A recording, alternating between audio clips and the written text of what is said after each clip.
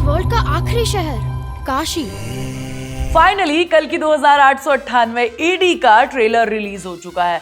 Last year जब Oppenheimer आई थी ना, तब इसका टीजर आया था। तब से लेकर अब तक पूरा 1 साल से ज्यादा का समय हो गया। इतना टाइम लग गया यार इनको एक ट्रेलर लाने में, और इस ट्रेलर को देखकर मुझे जरा भी खुशी नहीं, क्योंकि जितनी हाइप इन्होंने इस मूवी की बना रखी है, जितना रोला इन्होंने इंस्टाग्राम पे काटा हुआ है, उस हिसाब से इस ट्रेलर को देखकर मुझे लग रहा है कि तुम्हारा और मेरा बेवकूफ बना दिया मेकर्स ने। बात तो सही है। बात इतनी सी नहीं है यार, बात ये है कि भाई इस ट्रेलर को देखकर मुझे फील ही नहीं आ रहा है कि ये कल्कि का ट्रेलर है। तो रहने दो फिर। मतलब ट्रेलर ने निराश किया ही किया, क्या मूवी भी इस तरीके से निराश करेगी? खैर, पॉइंट्स में डिस्कस करते हैं। आज के इस पूरे वीडियो को देख लेना और चैनल को सब्सक्राइब करना तो बिल्कुल मत भूल जाना। कहते हैं कि ऊपर पानी है। हाय गाइस, मैं हूं सुहानी और आप देख रहे हो फिल्मी चाटकल। देखो यार, इस ट्रेलर को देख कर ना सबसे पहले मेरे दिमाग में आ रहा प्रभास इस मूवी का हीरो है। नहीं है, मुझे लग ही नहीं रहा है देखकर। मुझे लग रहा है कि अमिताभ बच्चन साहब इस मूवी के हीरो हैं। सुबह सुबह ये लड़ाई झगड़ा क्यों बची है? तो फिर हमारा हीरो क्या करेगा? क्या वो आदि पुरुष वाली गलतियां करेगा? हाँ, जरूर करेगा, उसमें तो वो माहिर है ना। देखो यार, जैसा हमने सोचा था कहानी बिल्कुल वैसी है। माइथोलॉजी के एंगल को शायद इन्होंने बढ़िया तरीके से एस्टैब्लिश किया है। ट्रेलर की शुरुआत भी काशी से होती है और वहां पर सारी चीजें दिखाई जाती है कि भाई फ्यूचर की दुनिया को दिखाया जाएगा। उसे देखने के बाद मुझे पता चलता है कि भाई अभी यहाँ पर सारी चीजें खत्म हो चुकी हैं, पानी वगैरह जीवन सब खत्म हो चुका है। कहानी कुछ इस टाइप की लग रही है, जहां पर एक कॉम्प्लेक्स है, जो लोग अमीर हैं उनके पास सारी चीजें हैं, पानी से लेकर सारी फैसिलिटीज तक, और जो नीचे लोग रहते हैं वो बेचारे गरीबी से जूझ रहे हैं। उनके पास पीने को पानी नहीं है, बड़ी मुश्किल से अपना गुजारा कर रहे हैं। वहां पर हर बंदा उस कॉम्प्लेक्स में जाना चाहता है। इनफैक्ट खुद भैरवा भी उसी कॉम्प्लेक्स में जाना चाहता है। कितना अच्छा सपना देख रहा था। हम दोनों कॉम्प्लेक्स में थे। यानी उसका सपना है कि भाई वो कॉम्प्लेक्स में जाकर रहे, और इसके लिए उसे यूनिट्स कमानी है। अब चाहे उसके लिए उसे कोई भी काम करना पड़े, कुछ अच्छा या बुरा, बस उसे मतलब सिर्फ पैसों से है।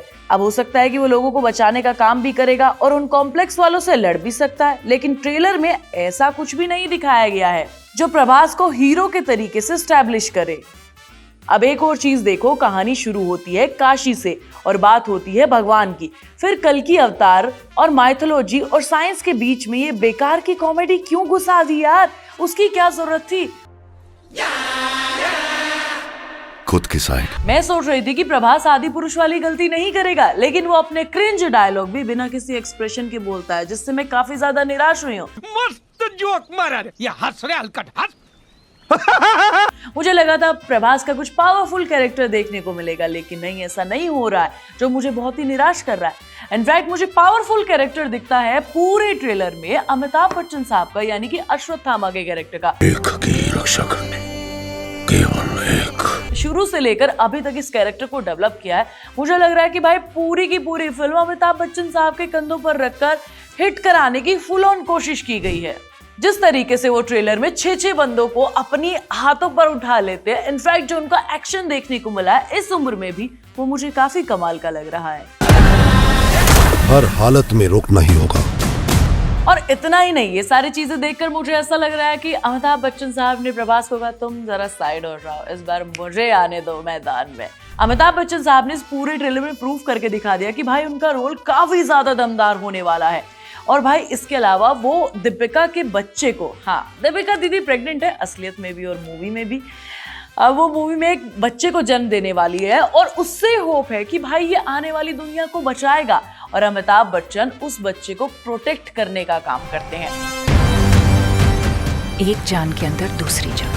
बेसिकली वो बच्चा एक उम्मीद है कि भाई ये जो अमीर गरीब का इतना बड़ा अंतर हो चुका है, छोटे गरीब लोगों के पास पीने के लिए पानी तक नहीं है, उस फर्क को मिटाएगा। तो बेसिकली वो भगवान का एक रूप हो सकता है। बाकी तुम इशारा समझ ही रहे हो।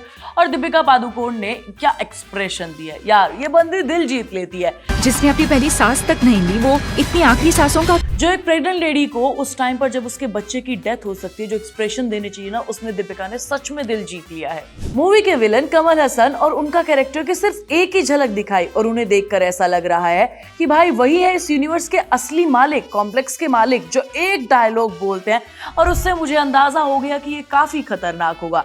इनफैक्ट जो उनका लुक दिखाया गया वो भी काफी ज्यादा डरावना है। तुमने उनके चेहरे पर यहाँ पर एक निशान देखा होगा जो काफी ग्लो कर रहा होता है। उससे मुझे ऐसा लगा कि भाई इन्होंने कुछ इतने लंबे टाइम तक जिंदा रहने के लिए किसी तरीके से साइंस की मदद ली होगी, शायद वो उस वजह से हो गया होगा, नहीं तो इतना दिन कौन ही जिंदा रहता है यार।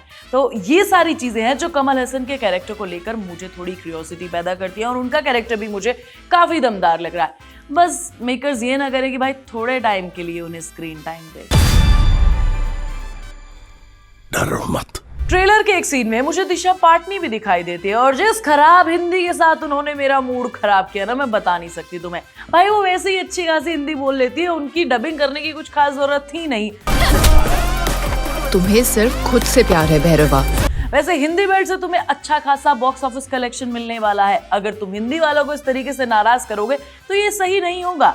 इनफैक्ट ट्रेलर 6 बजे आने वाला था, फिर 7 बजे, फिर 7:15 बजे फाइनली ट्रेलर रिलीज हुआ। लेकिन उससे पहले साउथ में ही ट्रेलर रिलीज हो चुका था और इसकी वजह से इंटरनेट पर लीक भी हो गया, जिसकी वजह से हिंदी बेल्ट वाले थोड़े तो नाराज हो गए कि भाई हमें किस साइड लाइन किया जा रहा है।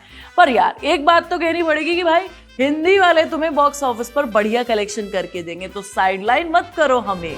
मैं आज तक एक फाइट नहीं आ रहा। वैसे मूवी के वीएफएक्स काफी ज्यादा कमाल के लग रहे हैं। अगर 600 करोड़ से ज्यादा पैसे लगाए हैं तो भाई इस चीज के साथ तो प्रॉमिस करोगे ना कि भाई मूवी के वीएफएक्स काफी अच्छे हों। मूवी के डायरेक्टर नाग अश्विन का विजन काफी बढ़िया लग रहा है। जिस तरीके से हिंदू माइथोलॉजी को जोड़कर दिखाया वो काफी कमाल का लग रहा है। अब वो हिंदू माइथोलॉजी और फ्यूचर को जोड़कर किस तरीके से इस कॉम्बिनेशन में बैलेंस बिठाएंगे वो देखने वाली बात होगी। अब मैं सोच रही हूँ कि ऑब्वियसली मूवी के 2-3 पार्ट आएंगे, कहीं ऐसा तो नहीं कि पहले में सिर्फ ये चीजें एस्टैब्लिश करते रह जाए और चीजों पर बढ़िया तरीके से ध्यान ना दिया जाए। इस ट्रेलर में तुमने एक सीन देखा होगा जहां पर प्रभास खड़े रहते हैं और उसके पीछे से 2 प्रभास और निकल कर आते हैं। वहां पर वीएफएक्स की क्वालिटी मुझे कुछ ज्यादा ही खराब लगी। तो कुछ जगह पर चीजें इग्नोर कर सकते हैं, लेकिन अगर ऐसा पूरी मूवी में रहता है तो भाई ये 600 करोड़ बर्बाद तो नहीं कर दिए तुम लोगों ने। मेरे जैसे कितने लोगों के लिए आप हीरो जैसे हो। मेरे साथ आ जाओ। देखो यार, ट्रेलर हमारी एक्सपेक्टेशंस के हिसाब से नहीं है, इसलिए मैं आपसे कह रही हूँ कि एक्सपेक्टेशंस मत रखना। अगर आप हॉलीवुड सिनेमा कंज्यूम करते हो तो भाई तुम्हें ये वैसे ही पसंद नहीं आने वाली, क्योंकि तुमने मैड मैक्स और ड्यून जैसी बढ़िया फ्यूचरिस्टिक डिस्टोपियन मूवीज देखी हुई हैं।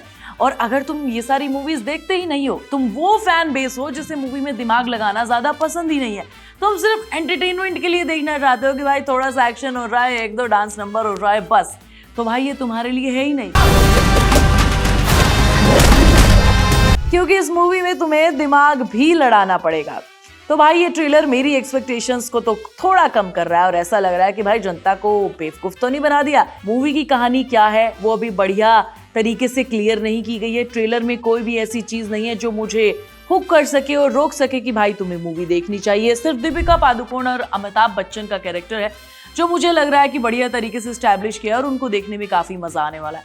ऑब्वियसली इतनी उम्र में जाकर अमिताभ बच्चन साहब एक्शन कर रहे हैं तो भाई एक बार तो देखना बनता ही है।